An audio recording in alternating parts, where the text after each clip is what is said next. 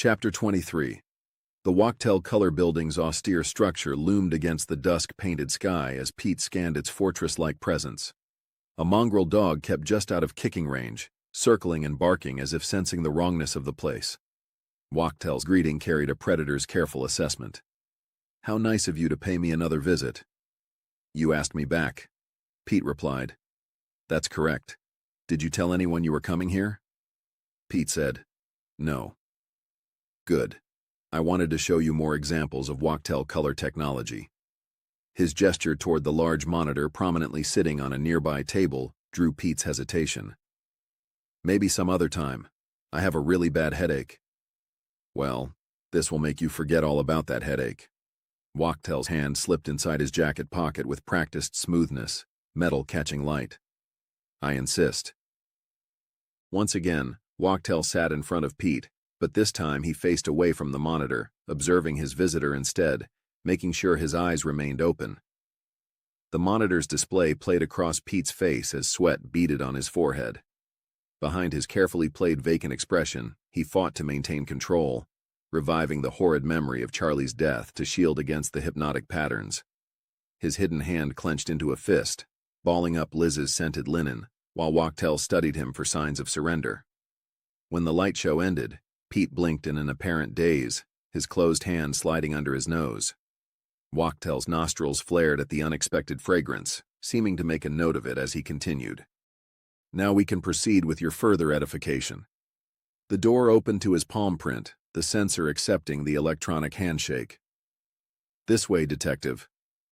The product development room emerged like a temple to corrupted technology.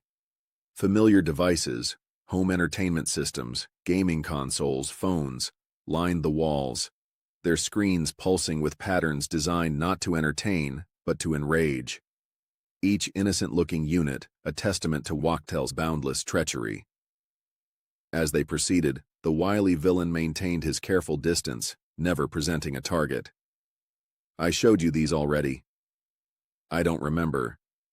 Pete layered confusion into his voice. "These contain very special microprocessors." Wachtell's grin held no warmth. "You get a lot more than you bargain for." "Like Walter's computer?" "No, that was a complex machine, an eclectic masterpiece. It had high-density imaging, lasers, synthetic hormones, gamma rays, resonant frequencies." His composure cracked, reason giving way to passion. "I wanted it back. You shouldn't have taken it." The outburst worried Pete, who struggled to maintain his pretend fogginess as Wachtell became more erratic. He gestured toward the display, voice rising with evangelical fervor. "These are crude in comparison. There's no interaction, no feedback, just subliminal flashes. They take time, repetition, prolonged exposure, but they get the job done. Eventually, people snap."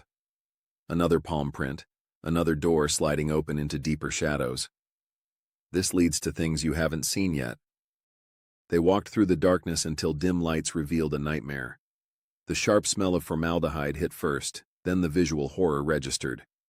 The animal lab's walls were lined with glass containers, each holding preserved brains, some whole, some sectioned, some bristling with electrodes, floating in clear liquid like specimens in some mad scientist collection.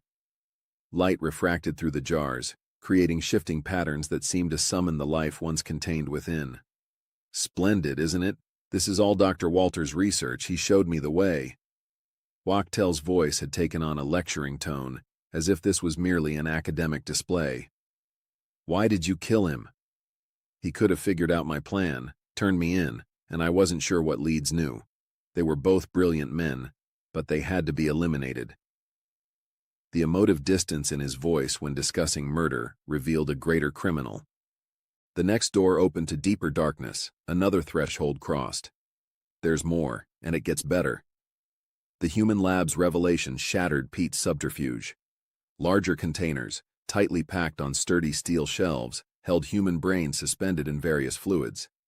Each one representing a life stolen, a family destroyed, a mind reduced to another specimen in Wachtell's collection.